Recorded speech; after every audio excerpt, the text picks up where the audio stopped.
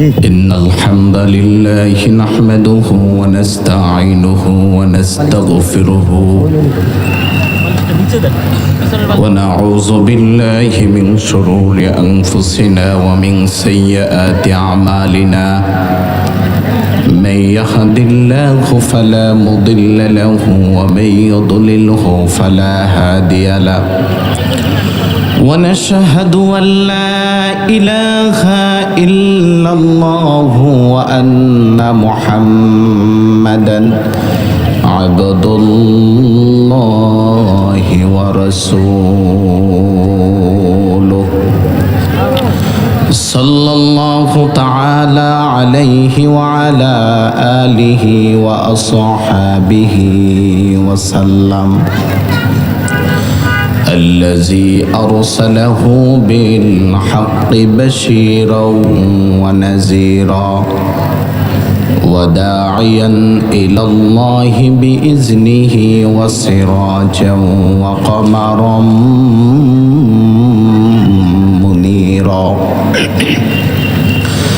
فقد قال الله تعالى في كلامه المجيد والفرقانه الحميد أعوذ بالله من الشيطان الرجيم بسم الله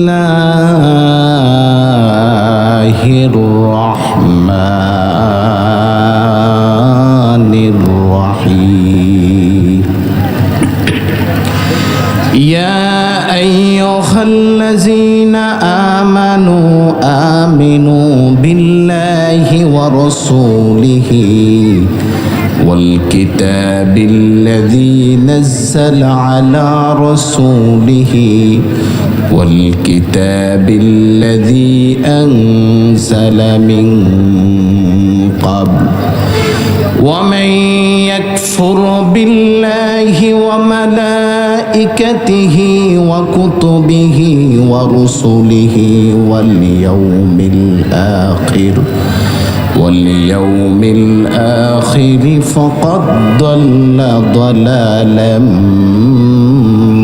بعيدا صدق الله العظيم وصدق رسوله النبي الكريم ونحن على ذلك من الشاهدين والشاكرين والحمد لله رب العالمين إن الله وملائكته يصلون على النبي يا أيها الذين آمنوا صلوا عليه وسلموا تسليما اللهم صل على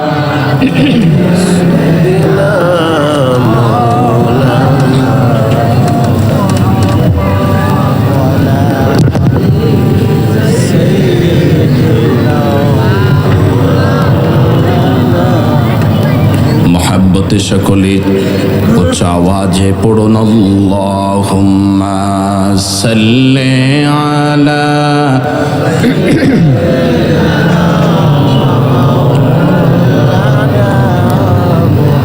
ওয়া আলা আলি সাইয়্যিদিনা। এই পৃথিবী সৃষ্টি তোমার নামের উসিলায় ও মদিনার কমলিওয়ালা সালাম তোমায় ও মদিনার কমলিওয়ালা সালাম তোমায়। এই পৃথিবী সৃষ্টি তোমার নামের উসিলায় ও মদিনার কমলিওয়ালা সালাম তোমায় ও মদিনার কমলিওয়ালা সালাম তোমায়। আকাশ পাহাড় জমিন চন্দ্র তারা সবই তোমার নামের ইশারা। তোমার নামে পড়লে দরুদ হৃদয় যে জোড়ায় ও মদিনার কামলিওয়ালা সালাম তোমায়, ও মদিনার কামলিওয়ালা সালাম তোমায়। আল্লাহুম্মা সাল্লি আলা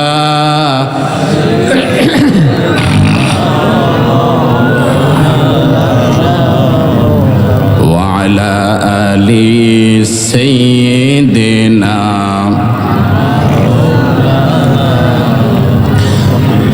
কারামাতিয়া আরাবিয়া মাদ্রাসার উদ্যোগে তৃতীয়তম বার্ষিক তাফসীরুল কোরআন মাহফিলের সম্মানিত প্রধান অতিথি, তাহরিকে খতমে নবুয়তের সম্মানিত আমির শাইখুল হাদিস ওস্তাজুল উলামা আল্লামা মুফতি ডক্টর সৈয়দ মোহাম্মদ এনায়েতুল্লাহ আব্বাসী ওয়া সিদ্দিকী পীর সাহেব জনপুরি, উপস্থিত হযরত উলামায়ে কেরাম, তোলাবায়ে আযম, বিশেষ করে যার উদ্যোগে এই বিশাল ইন্তেজাম আজকে তৈরি হয়েছে, কারামাতিয়া আরাবিয়া মাদ্রাসার সম্মানিত প্রতিষ্ঠাতা পরিচালক, আমার স্নেহধন্য ছোট ভাই হযরত মাওলানা মুফতি সাজিদুল বাড়ি আসকালানি, দূর দূরান্ত থেকে এই পবিত্রময় আজকে আল্লাহর জান্নাতের বাগানে আপনারা যারা কষ্টকে স্বীকার করে এসে উপস্থিত হয়েছেন,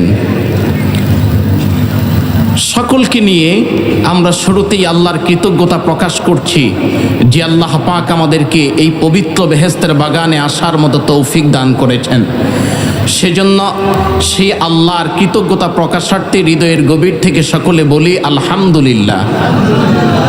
দুরুদ ও সালাম অগণিত আকায়ে নাম তাজদার সুলতানে মদিনা হুজুরপুর নূর সাল্লাল্লাহু আলাইহি ওয়াসাল্লামের পবিত্রময় নূরের কদম মোবারকে, যাকে সৃষ্টি না করলে আল্লাহ পাক আসমান জমিন লৌহ কলম জান্নাত জাহান্নাম চন্দ্র সূর্য নক্ষত্র গোটা সৃষ্টি সাম্রাজ্যের কোনো মাখলুকাত সৃষ্টি করতেন না, আমাদেরকে সেই নবীর উম্মত হিসাবে কবুল করেছেন। এই জন্য আরেকবার হৃদয়ের গভীর থেকে উচ্চ আওয়াজে সকলে বলি আলহামদুলিল্লাহ। প্রিয় সুধী, যেহেতু হুজুর কেবলা খুব কাছাকাছি চলে এসেছেন, এখন আলোচনা দীর্ঘায়িত করা নয়, আমি কোরআনুল কারীম সূরাতুন নিসা থেকে একটি আয়াতে কারিমা তেলাওয়াত করেছি। এই আয়াতের উপরে আপনাদেরকে কিছু কথা শোনাবার চেষ্টা করব। আল্লাহ পাক যেন এই কথাগুলি আমাকে এবং আপনাদেরকে আমল করার মতো তৌফিক দান করেন। সকলে বলেন আল্লাহুম্মা আমিন। প্রিয় সুধী, আল্লাহ পাক বলছেন ইয়া আইয়ুহাল্লাযীনা আমানু, হে ঈমানদারেরা, আমিনু তোমরা ঈমান আনয়ন করো, বিল্লাহি ওয়া রাসূলিহি, আল্লাহ তাআলার উপর এবং রাসূলের উপর। বলেন সুবহানাল্লাহ। আল্লাহ পাক এখানে কোনো কাফের মুশরিকদেরকে লক্ষ্য করে বলেন নাই যে হ্যাঁ কাফেররা তোমরা ঈমান আনয়ন করো, হ্যাঁ মুশরিকরা তোমরা ঈমান আনয়ন করো। আল্লাহ পাক এখানে বলেছেন ইয়া আইয়ুহাল্লাযীনা আমানু, হে ঈমানদারেরা, আমিনু বিল্লাহি ওয়া রাসূলি, তোমরা ঈমান আনয়ন করো আল্লাহ এবং রাসূলের উপরে। সুবহানাল্লাহ। আল্লাহ পাক এখানে ঈমান আনার কথা বলেছেন কাফের মুশরিকদেরকে নাকি ঈমানদারদেরকে? আচ্ছা বলেন তো, ঈমানদার যারা তারা তো আগেই ঈমান এনেছে, কিন্তু আবার আল্লাহ পাক তাদেরকে ঈমান আনার কথা কেন বলবেন? এখানে প্রশ্ন আসে কি আসে না? যে হ্যাঁ আল্লাহ, আমরা তো ঈমান আনছি, তাহলে আপনি আবার আমাদেরকে ঈমানের কথা বলেন কেন? আপনি আবার আমাদেরকে বলতেছেন যে হে ঈমানদারেরা তোমরা ঈমান আনয়ন করো আল্লাহর উপর এবং রাসূলের উপর। এই কথার তো আমাদের বুঝে আসে না।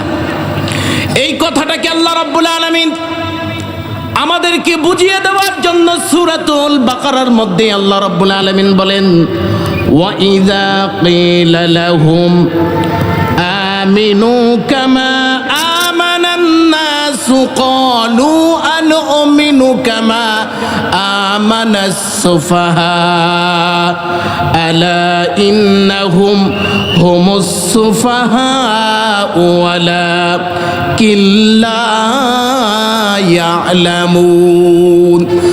আল্লাহ পাক এই আয়াতের কারিমার মধ্যে আমাদের ওই প্রশ্নের জবাব দিতে পরিস্থিতি কি আল্লাহ রাব্বুল আলামিন বলেন, আমি তোমাদেরকে ঈমান আনয়নের কথা এজন্য বলেছি, তোমরা যেইভাবে ঈমান আনয়ন করেছো আমার কাছে ওই ঈমান আনয়নটা পছন্দ হয় নাই। তোমরা যেইভাবে ঈমান আনছো এটা আমার কাছে পছন্দ হয় নাই। তাহলে আল্লাহ কেমন করে ঈমান আনলে তোমার কাছে পছন্দ হবে? আল্লাহ রাব্বুল আলামিন বলেন, ওয়াইজা কিলা লাহুম আমিনু কামা আমানাস সুফাহা, তাদেরকে যখন বলা হয় তোমরা ঈমান আনয়ন করো, তারা বলে আমরা কি ঈমান আনয়ন করব ওই সকল নির্বোধদের মতো, কামা আমানাস সুফাহা। আল্লাহ রাব্বুল আলামিন বলেন তাদের মতো তোমরা ঈমান আনো যারা কামা আমানাস সুফাহা, আলা ইন্নাহুম হুমুস সুফাহা ওয়ালাকিন লা ইয়ালামুন। ওই সুফাহায়ে কেরাম যারা আল্লাহর হাবিব সাল্লাল্লাহু আলাইহি ওয়াসাল্লামের পবিত্র নূরের জিসম মুবারক, চেহারা মুবারক দেখে সাহাবায়ে কেরামের মর্যাদাবান হয়েছে। আল্লাহ পাক বলেন তোমাদেরকে আমি সাধারণভাবে ঈমান আনয়নের কথা বলি নাই, আমার প্যারা নবী সাল্লাল্লাহু আলাইহি ওয়াসাল্লামের সাহাবায়ে কেরাম যেমন করে ঈমান আনয়ন করেছে তোমরা ওই সকল সাহাবায়ে কেরামের মতো করে ঈমান আনো। সুবহানাল্লাহ। তার মানে মনের চাহিদা মতে আল্লাহর প্রতি রসুলের প্রতি ঈমান আনয়ন করলে চলবে না। সাহাবায়ে কেরাম যেমন করে আল্লাহর উপরে ঈমান এনেছেন, রসুলের উপরে ঈমান এনেছেন, আমাদেরকেও তেমন করে ঈমান আনয়ন করতে হবে, ঠিক কিনা বলেন? যেমনটা আজকে আপনাদেরকে সহজভাবে বুঝাই, আমাদের সমাজে একদল ভাইয়েরা আছে যারা আল্লাহকে বিশ্বাস করে, আল্লাহর প্রতি ঈমান আনে, তারা বলে আমানতু বিল্লাহ, আমরা আল্লাহর উপর ঈমান এনেছি। কিন্তু আমাদের ঈমান আনা তাদের ঈমান আনার মধ্যে পার্থক্য তৈরি হয়ে যায়। কেমন করে পার্থক্য তৈরি হয়ে যায়? তারা বলে আমরা তো আল্লাহর উপর ঈমান এনেছি, আল্লাহ ছাড়া কোনো মাবুদ নাই। তবে আমরাও বলি আল্লাহ ছাড়া কোনো মাবুদ নাই, কিন্তু আমরা বলি আল্লাহ নিরাকার, আল্লাহর জন্য কোনো স্থান কোনো জায়গা নির্ধারিত নয়, আল্লাহ আছেন সব জায়গায় ইলমান এবং কুদরাতান। কিন্তু তারা বলে যে না, আল্লাহ সব জায়গায় নাই, আল্লাহ এক জায়গাতে আছে। আমাদের যেমন হাত আছে আল্লাহর তেমন করে হাত আছে, আমাদের যেমন পা আছে আল্লাহর তেমন করে পা আছে, আমাদের যেমন চেহারা আছে আল্লাহর তেমন করে চেহারা আছে। আমরা যেমন করে চেহারের মধ্যে বসি আল্লাহ তেমন করে আরশ আজিমের মধ্যে কুরসিতে বসে। নাউজুবিল্লাহ বলেন। আমাদের আকীদা, আমাদের বিশ্বাস হলো আল্লাহ আছেন কিন্তু তিনি নিরাকার, তিনি দেহ থেকে পাক, তার হাত আছে কিন্তু আমাদের মতো হাত নয়, তার চেহারা আছে আমাদের মতো চেহারা নয়, তার পা আছে আমাদের মতো পা নয়, তিনি আরশ আজিমে আছেন। কেমনে আছেন এটা আমরা কেউ জানি না। আমরা যেমন করে কুরসিতে বসি আল্লাহ তেমন করে কুরসিতে বসে, ঠিক কিনা বলেন? তার মানে হলো আল্লাহ পাক বলছেন যে তোমরা যে আমার প্রতি ঈমান আনয়ন করেছো, শুধু আমাকে এক হিসাবে মানছো, কিন্তু আমার ধারণা, আমার ব্যাপারে তোমাদের যে আকীদা এইটা আমার পছন্দ হয় না। তাহলে আমরা কেমন আকীদা ধারণ করব? আল্লাহ রাব্বুল আলামিন বলেন কামা আমানাস সুফাহা, আমার রসুলের সাহাবায়ে কেরাম যেমন করে আমার ব্যাপারে দাঁড়িয়ে ধারণা পোষণ করেছেন, আকীদা পোষণ করেছেন, তোমাদেরকেও আমার প্যারা নবী সাল্লাল্লাহু আলাইহি ওয়াসাল্লামের সাহাবায়ে কেরামের মতো ধারণা পোষণ করতে হবে, আকীদা পোষণ করতে হবে। তাহলেই তোমরা সাহাবায়ে কেরামের মতো খাঁটি ঈমানদার হতে পারবা। সুবহানাল্লাহ। এরপরে বলছেন আমিনু বিল্লাহ, আল্লাহর উপর ঈমান আনো, ও রাসূলিহি, রাসূলের উপর ঈমান আনো। এখন আমাদের সমাজে একদল ভাইয়েরা আছে যারা আমার রাসূলকে রাসূল হিসাবে মানে, কিন্তু আমার রাসূলকে হায়াতুন নবী হিসাবে মানে না। আসেনি আপনাদের এদিকে? আসেনি? রাসূলকে মানে যে রাসূল তিনি আল্লাহর পক্ষ থেকে প্রেরিত সর্বশেষ নবী ও রাসূল, কিন্তু তিনি হায়াতুন নবী নন, তিনি মুর্দা নবী, তিনি রওজা শরীফে পচে গলে মাটির সাথে মিশে গেছে। জোরে বলেন নাউজুবিল্লাহ। আমাদের নবী হায়াতুন নবী না জিন্দা নবী? জোরে বলেন হায়াতুন নবী না জিন্দা নবী? আল্লাহ পাক বললেন আমিনু বিল্লাহি ওয়া রাসূলি, ওই মুর্দা নবীর উপরে তোমরা বিশ্বাস স্থাপন করে রসুলকে রসুল হিসাবে ঘোষণা করবা, এই ঈমান আমার কাছে পছন্দ হয় নাই। আমার রসুলের উপরে ঈমান আনতে হবে, সাধারণভাবে ঈমান আনলে চলবে না। আমার নবীকে হায়াতুন নবী হিসাবেই তোমাদের ঈমান আনয়ন করতে হবে। এই জন্য আহলে সুন্নাত ওয়াল জামাতের আকীদা, আমার রসুল হায়াতুন নবী, তিনি হায়াতুন নবী হিসাবে রওজা শরীফে আরাম ফরমাচ্ছেন, ঠিক কিনা বলেন? আপনারা আশ্চর্য হবেন, আল্লাহর হাবিব সাল্লাল্লাহু আলাইহি ওয়াসাল্লাম বলেন, আমি যখন মক্কাতুল মুকাররমা থেকে মিরাজের রজনীতে বাইতুল মুকাদ্দাসে যাচ্ছিলাম, এই যে রজব মাসের 27 তারিখ দিবাগত রাত, মেরাজের রাত, ঠিক কিনা বলেন? আগে মেরাজের রাত আসলেই পুরা এলাকায় তোলপাড় শুরু হয়ে যেত, প্রত্যেক ঘরে ঘরে মিলাদের আয়োজন চলতো। হ্যাঁ, ঠিক কিনা বলেন? প্রত্যেক ঘরে ঘরে মিলাদের আয়োজন চলতো, প্রত্যেকটা মসজিদে মসজিদে মেরাজুন নবী সাল্লাল্লাহু আলাইহি ওয়াসাল্লামকে উদযাপন করে নামাজের ব্যবস্থা হতো, তাবারুকের ব্যবস্থা হতো, জিকির আজকার তাসবিহ তাহলিল মিলাদ কিয়ামের ব্যবস্থা হতো, ঠিক কিনা বলেন? কিন্তু আজকে এই মিরাজুন নবী উদযাপনকে বেদাত ফতোয়া দিয়ে আমাদের সমাজ থেকে মিলাদ কিয়াম এগুলি যেমন করে উঠাইছে, মেরাজুন নবীও আজকে আমাদের সমাজের মসজিদগুলা থেকে উঠাইয়া দিয়েছে, ঠিক কিনা বলেন? আজ থেকে 10 বছর পরে দেখা যাবে আমাদের সন্তানগুলি এমন করেই যদি চলতে থাকে, মসজিদগুলিতে যদি মেরাজের আলোচনা বন্ধ হয়ে যায়, 10 বছর পরে আমাদের সন্তানগুলি বলতেই পারবে না মেরাজুন নবী নামক যে একটা পবিত্রময় দিবস আল্লাহর পক্ষ থেকে আমাদের জন্য বিশাল একটা হাদিয়ার রাত আছে, এইটা আমাদের সন্তানরা বুঝতেই পারবে না, ঠিক কিনা বলেন?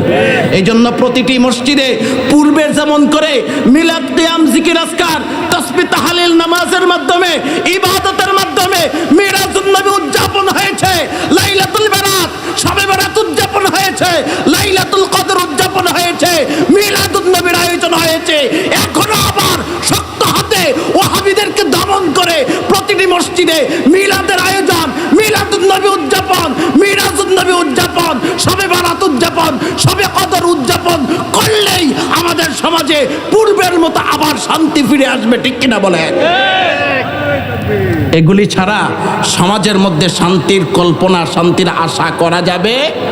আজকে আমাদের সমাজগুলি এতভাবেই কুলুষিত হয়ে গেছে, সন্তান মায়ের কথা শোনে না, সন্তানের সাথে বাবার সম্পর্ক ভালো না, ভাই ভাইয়ের মধ্যে দ্বন্দ্ব।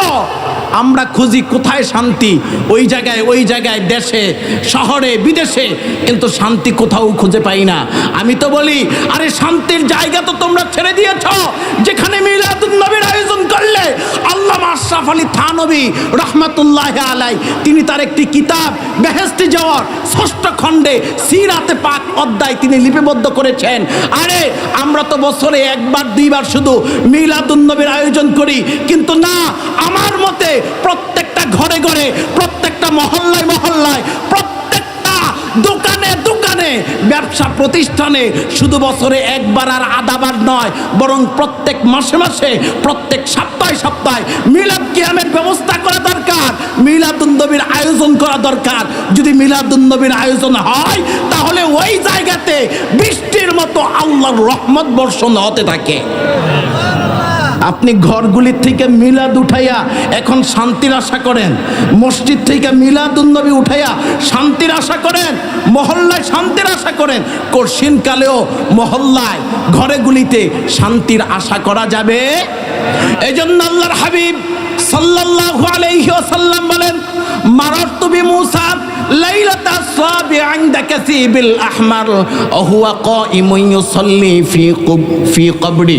আমি যখন মেরাজের রজনীতে মক্কাতুল মুকাররমা থেকে বোরাকে সওয়ার হয়ে মসজিদুল আকসা বাইতুল আকসার দিকে আমি রওনা হলাম, আমি যখন লাল উপত্যকার পাশ দিয়ে যাচ্ছিলাম, যেখানে আমার ভাই মুসা আলাইহিস সালাতু ওয়াস সালামের কবর, আমি তার কবরের পাশ দিয়ে যাওয়ার সময় আমি রাসূল স্পষ্ট আকারে দেখলাম যে ওই কবরের মধ্যে আমার ভাই মুসা দাঁড়ায়া দাঁড়ায়া নামাজ পড়তেছে।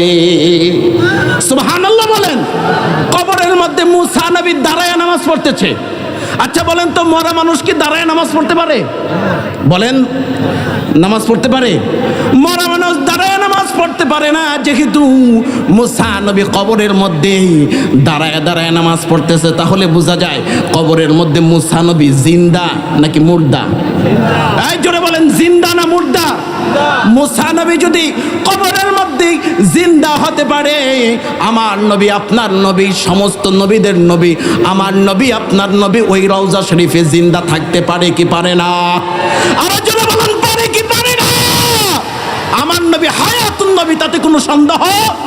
এমনকি আল্লাহর হাবিব সাল্লাল্লাহু আলাইহি ওয়াসাল্লাম বলেন, মান যারা কবরি ওয়াজাবাত লাহু শাফাআতি, আমার ইন্তেকালের পরে আমার রওজার পাশে কেউ যদি আইসা আমি রাসূলকে সালাম দেয়, সুবহানাল্লাহ বলেন।